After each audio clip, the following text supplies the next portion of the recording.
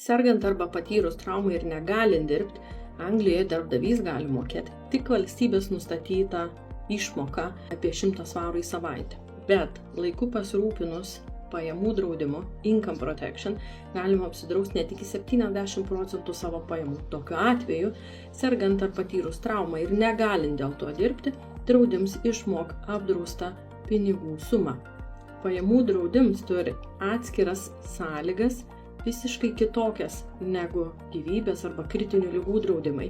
Svarbu tai žinoti, svarbu apie tai kalbėtis ir konsultacijos metu būtina apkalbėti ir išsiaiškinti tiksliai laukimo laiką, sirgimo terminą, kiek ilgai jūsų draudims galios ir ar yra jūsų draudime pakeistų sutarties sąlygų, kurios gali būti įvertinus jūsų esamą sveikatos būklę, pavojingus hobius, darbo riziką.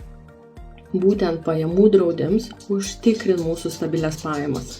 Pasirūpinkit tuo laiku.